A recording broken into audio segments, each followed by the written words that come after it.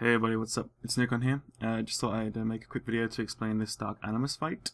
Okay, there are a couple of things that you need to know. This fight's pretty complicated, but the way we do it, we kind of trivialize most of the mechanics that are involved with it.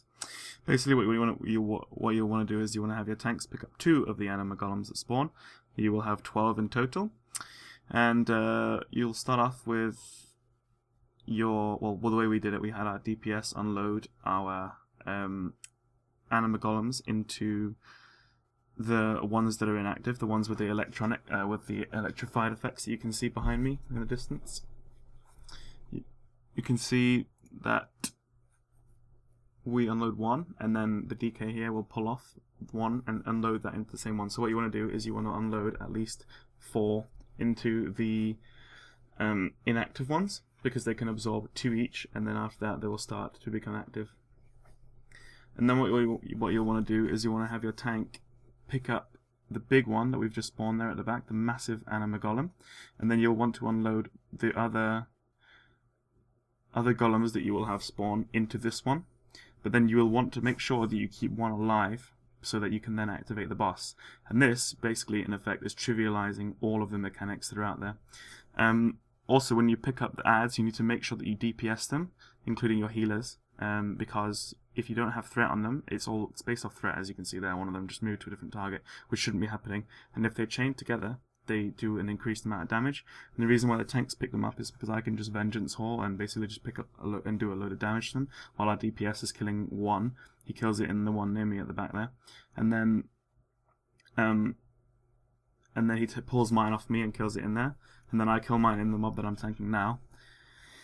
Yeah, but basically you'll basically just trivialize all the mechanics that are in this fight. So with this big ad, this massive ad, as you can see there with the star now, it's moving across for us to go and activate the boss, and the bottom mob that I'm now tanking is called the massive anima golem, and it has one ability that you'll want to watch out for. It does a cone. It's called Explosive Slam. There you go, you can see it right there. And it puts a stacking debuff on your tank. So what you'll want to do is you'll want to swap every, I think it's about 3 or 4 stacks.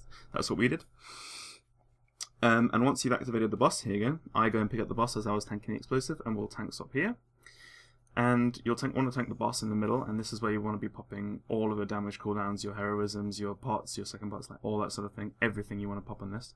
And now you'll see that anima ring around me. This anima ring, you'll want to have your melee DPS pick up, and make sure that your tank doesn't get hit by those rings, because if you do, it puts a debuff on you. Depending on how many rings, it puts a melee damage buff on you, and you really don't want to be standing this.